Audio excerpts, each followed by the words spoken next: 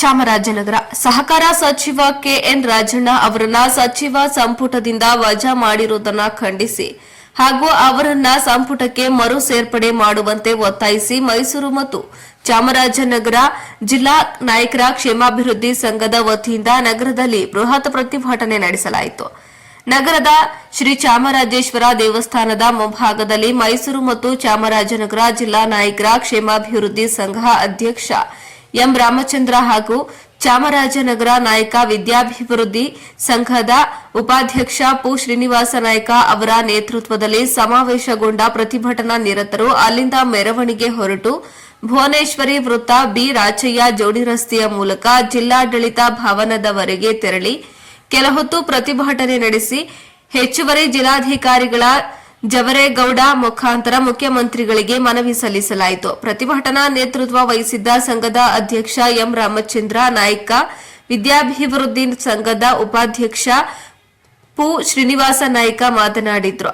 ಪ್ರತಿಭಟನೆಯಲ್ಲಿ ಮಹದೇವ ನಾಯ್ಕ, ಬಿಕಾಂ ಉದ್ಬೂರು ಮಹದೇವ ಸ್ವಾಮಿ, ದ್ಯಾವಪ್ಪ ನಾಯ್ಕ, ಜಯಸುಂದರ್, ಕೆಂಪನಾಯ್ಕ, ನಗರಸಭಾ ಅಧ್ಯಕ್ಷ ಸುರೇಶ್, ಸದಸ್ಯ ಶಿವರಾಜ್, ಸಂಘದ ಪ್ರಧಾನ ಕಾರ್ಯದರ್ಶಿ ಆರ್ ರಾಚಪ್ಪ, ಉಪಾಧ್ಯಕ್ಷ ಎನ್ ಮಹೇಶ್, ಆಲಗೂಡು ನಾಗರಾಜು, ಕಪಿನಿ ನಾಯ್ಕ, ಬುಲೆಟ್ ಚಂದ್ರನಾಯ್ಕ, ಶಿವು ವಿರಾಟ್, ಸಾಗಡೆ ನಂಜುಂಡ ನಾಯ್ಕ, ಹೊಮ್ಮ ರಾಮನಾಯ್ಕ, ಮಹೇಂದ್ರ, ಮಣಿಕಂಠ ನಾಯಕ, ಪರಶಿವ ನಾಯಕ, ಕಟ್ಟೆಮನೆ, ಗಡಿಮನೆ ಹಾಗೂ ಜಿಲ್ಲೆಯ ಗ್ರಾಮಗಳ ಯಜಮಾನರು, ಕುಲಸ್ಥರು ಭಾಗಿಯಾಗಿದ್ರು. ವರದಿ ಹೊಮ್ಮ ನಂಜುಂಡ ನಾಯ್ಕ, ಪ್ರಜಾಪವರ್ ಟಿವಿ, ಚಾಮರಾಜನಗರ.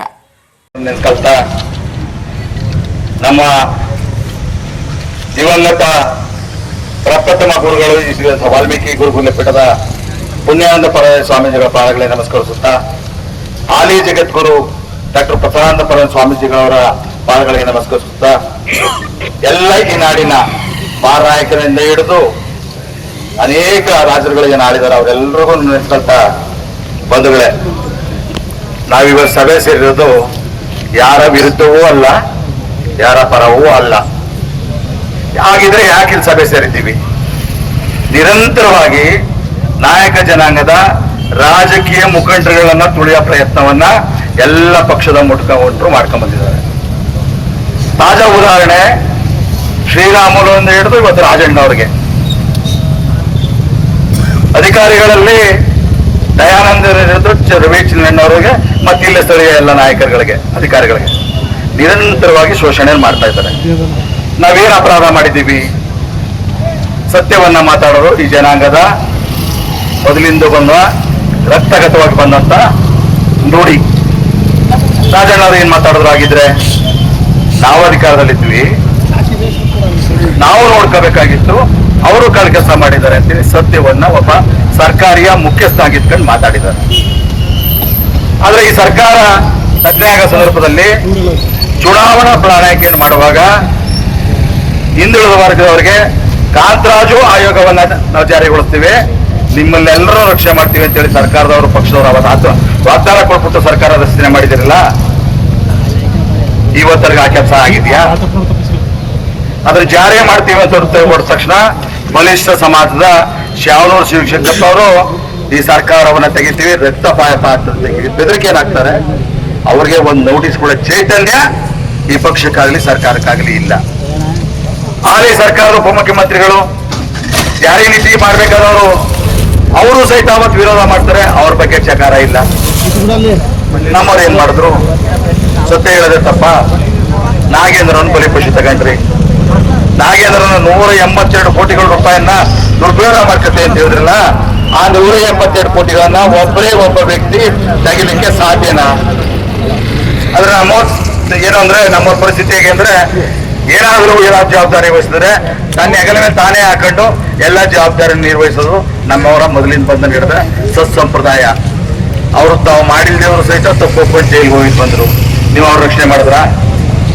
ರಾಜಣ್ಣ ಅವರು ಈ ರಾಜ್ಯದಲ್ಲಿ ಎಲ್ಲ ಶ್ರಮಿಕ ವರ್ಗಗಳು ಸೇರ್ಕೊಂಡು SC STಗಳು ಸೇರ್ಕೊಂಡು ಸರ್ಕಾರ ರಚನೆ ಮಾಡಕ್ಕೆ ಅವಕಾಶ ಮಾಡಿಕೊಟ್ರು. 5 ಜನ ಉಪಮುಖ್ಯಮಂತ್ರಿಗಳನ್ನ ಮಾಡಿ ಅಂತೇಳಿ ಪ್ರಾರಂಭ ಮಾಡೋದು ವಿಷಯನ. ದಯಮಾಡಿ ಎಲ್ಲ ಕೂತ್ಕೊಳ್ಳಿ. ದಯಮಾಡಿ ನಮ್ಮ ಸಮಾಜದ ಎಲ್ಲ ಮುಖಂಡರು ಕೂಡ ತಮ್ಮೆಲ್ಲರಿಗೂ ತಿಳಿಸ್ಕೊಟ್ಟಿದ್ದಾರೆ. ಇವತ್ತು ನಾವೆಲ್ಲ ಯಾವುದೇ ರಾಜಕೀಯ ಪಕ್ಷದ ಹೆಸರಿನಲ್ಲಿ ಈ ಪ್ರತಿಭಟನೆಯನ್ನ ಮಾಡ್ತಾ ಇಲ್ಲ. ಇವತ್ತು ಇಲ್ಲಿ ಬಿಜೆಪಿ ಅವರು ಇರ್ಬೋದು, ಕಾಂಗ್ರೆಸ್ ಅವರು ಬಂದಿದ್ದಾರೆ, ಜೆಡಿಎಸ್ ಅವರು ಬಂದಿದ್ದಾರೆ, ಇನ್ನು ಬೇರೆ ಬೇರೆ ಪಕ್ಷಗಳ ನಮ್ಮ ಸಮಾಜದ ಮುಖಂಡರು ಬಂದಿದ್ದಾರೆ. ಈ ಪ್ರತಿಭಟನೆಯ ಉದ್ದೇಶ ಈಗಾಗಲೇ ಮಾತಾಡಿದಂತಹ ಎಲ್ಲರೂ ಕೂಡ ಸಹಕಾರ ಸಚಿವರಾದಂತಹ ರಾಜಣ್ಣ ಅವರನ್ನ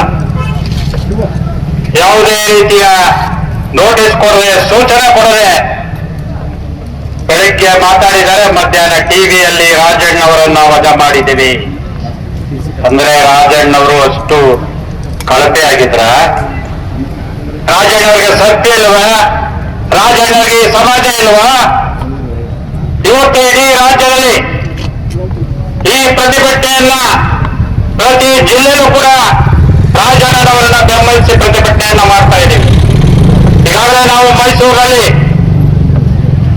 ದಿನಾಂಕ ಕಳೆದ ತಿಂಗಳು 29ನೇ ತಾರೀಕು ಬೃಹತ್ ಪ್ರತಿಭಟನೆಯನ್ನ ಕೂಡ ಅಲ್ಲೂ ಮಾಡಿದ್ದೀವಿ. ಇವತ್ತು ಚಾಮರಾಜನಗರದಲ್ಲೂ ಕೂಡ ಪ್ರತಿಭಟನೆಯನ್ನ ಮಾಡ್ತಾ ಇದ್ದೀವಿ. ಇವತ್ತು ಈ ಪ್ರತಿಭಟನೆಯನ್ನ ನಾವಿಲ್ಲಿ ಕೂತ್ಕೊಂಡ್ಬಂದು ಮೆಮೊರಾಂಡಮ್ ಕೊಟ್ಬಿಟ್ಟು ಹೋಗ್ತೀವಿ ಅಂತ ತಿಳ್ಕೊಳ್ಬಾರ್ದು ಸರ್ಕಾರ. ಇದು ಪ್ರತಿಭಟನೆಯ ಸಾಂಕೇತಿಕ. ನಾಯಕ ಸಮಾಜದ ಸತ್ಯದ ಇವತ್ತು ಬೆಂಬಲವನ್ನ ರಾಜಣ್ಣ ಅವರಿಗೆ ಘೋಷಣೆ ಮಾಡೋದಕ್ಕೋಸ್ಕರ ಈ ಪ್ರತಿಭಟನೆಯನ್ನು ಮಾಡ್ತಾ ಇದ್ದೀವಿ. ರಾಜಣ್ಣ ಅವರ ಹಿಂದೆ ಈ ಸಮಾಜ ಇದೆ. ರಾಜಣ್ಣ ಅವರನ್ನಾಗ್ಲಿ, ಯಾವುದೇ ಮಂತ್ರಿಗಳಾಗ್ಲಿ, ಯಾವುದೇ ಅಧಿಕಾರಿಗಳನ್ನಾಗ್ಲಿ ನೀವು ತೊಂದರೆ ಕೊಡೋದಾದ್ರೆ ನಾಯಕ ಸಮಾಜ, ನೀವು ಯಾವುದೇ ಪಕ್ಷ ಇರಲಿ, ನಿಮಗೆ ಬುದ್ಧಿ ಕಲಿಸುವಂತ ಕೆಲಸವನ್ನ ನಾವೆಲ್ಲ ಮಾಡ್ತೀವಿ ಅಂತ ಈ ಮೂಲಕ ಎಚ್ಚರಿಕೆಯನ್ನು ಕೊಡ್ತಾ ಇದ್ದೀವಿ. ಇವತ್ತು ರಾಜಣ್ಣ ಅವರ ಬಗ್ಗೆ ಅನೇಕ ವಿಚಾರಗಳನ್ನ ನಮ್ಮ ಎಲ್ಲ ಮುಖಂಡಗಳು ಹೇಳೋದು. ಅವರು ಅಧ್ಯಕ್ಷ ಆಗ್ತಾ ಇದ್ರು, ಅಧ್ಯಕ್ಷ ಆದ್ಮೇಲೆ ಸಿಎಂ ಆಗ್ತಾ ಇದ್ರು, ಅದು ಒಂದ್ ಕಡೆಗೆ. ಆದ್ರೆ ರಾಜಣ್ಣ ಅವರು ತಂದ ಅನೇಕ ವಿಚಾರಗಳನ್ನ ಇವತ್ತು ಸಹಕಾರ ಇಲಾಖೆಯಲ್ಲಿ ಯಾರಾದ್ರೂ ಡೈರೆಕ್ಟ್ ಇದ್ದೀರಿ ನೀವು? SC STಗಳು, OBCಗಳು ಯಾರಿಗಾದ್ರೂ ಅವಕಾಶ ಸಿಕ್ಕಿತ? ಸಹಕಾರ ಇಲಾಖೆಯಲ್ಲಿ ಒಬ್ಬ ನಿರ್ದೇಶಕರಾಗಬೇಕಾದ್ರೆ ಇವತ್ತೆಲ್ಲ ನಾವು ಡೈರಿ ಚುನಾವಣೆ ಇರಬಹುದು, DCC ಬ್ಯಾಂಕ್ ಚುನಾವಣೆ ಇರಬಹುದು, ಅನೇಕ ಸಹಕಾರ ಇಲಾಖೆಯಲ್ಲಿ SC STಗಳು ಕೂಡ ಮೀಸಲಾತಿ ಸಿಕ್ಕಬೇಕು. SC STಗಳು ಸಹಕಾರ ಕ್ಷೇತ್ರದಲ್ಲಿ ಯಾವುದೇ ರೀತಿಯಲ್ಲಿ ಗೆಲ್ಲಕ್ಕಾಗಲ್ಲ. OBCಗಳು ಕೂಡ ಅವಕಾಶವನ್ನು ಕೊಡಬೇಕು ಅಂದ್ಬಿಟ್ಟು ಕಾನೂನು ತಂದದ್ದು ತಪ್ಪ. ಇವತ್ತು SC ST OBCಗಳು ಸಹಕಾರಿ ಇಲಾಖೆಯಲ್ಲಿ ಬರಬಾರ್ದ, ಸಹಕಾರ ಕ್ಷೇತ್ರದಲ್ಲಿ ದುಡಿಬಾರ್ದ, ಈ ಸಮಾಜಗಳಿಗೆ ಸಿಗ್ಬೇಕಾದಂತ ಸಹಕಾರಿಕಲೆಯ ಸೌಲಭ್ಯಗಳು ಸಿಕ್ಕಬಾರ್ದ, ಈ ನಿಟ್ಟಿನಲ್ಲಿ ಹೋರಾಟ ಮಾಡಿದ್ದು ಇವತ್ತು ಎಲ್ಲರಿಗೂ ಕೂಡ ಕಣ್ಣು ಬಿತ್ತು. ಇವತ್ತು ಬಂದ್ರೆ ಈ ರಾಜ್ಯದ ಆಡಳಿತವನ್ನ ಪರಿಶಿಷ್ಟ ಜಾತಿ, ಪರಿಶಿಷ್ಟ ವರ್ಗ ಈ ಜನರಿಗೆ ಕೈಗೆ ಅಧಿಕಾರ ಕೊಡುವಂತ ಕೆಲಸವನ್ನ ಮಾಡ್ತಾರೆ. ಆ ನಿಟ್ಟಿನಲ್ಲಿ ಇವ್ರನ್ನ ಇಲ್ಲೇ ಚೂಟಬೇಕು ಅಂತ ಇವತ್ತು ಚೂಟಿದಿರಿ. ಆದ್ರೂ ಕೂಡ ನಾವು ಕೃತಿಗಳಲ್ಲ. ಇವತ್ತು ಏನು ಎಲ್ಲಾ ಜಿಲ್ಲೆಗಳಲ್ಲೂ ಪ್ರತಿಭಟನೆ ನಡೀತಾ ಇದೆ, ಈ ಮೂಲಕ ಎಚ್ಚರಿಕೆ ಕೊಡೋದ್ರ ಮುಖಾಂತರ ಈಗಾಗಲೇ ನಮ್ಮ ಶೋಷಿತ ಸಮಾಜದ ಎಲ್ಲ ಸ್ವಾಮೀಜಿಗಳು ಕೂಡ ಮೊನ್ನೆ ರಾಜಣ್ಣ ಅವರನ್ನ ಭೇಟಿ ಮಾಡಿ ಬೆಂಬಲವನ್ನು ವ್ಯಕ್ತಪಡಿಸಿದ್ದಾರೆ.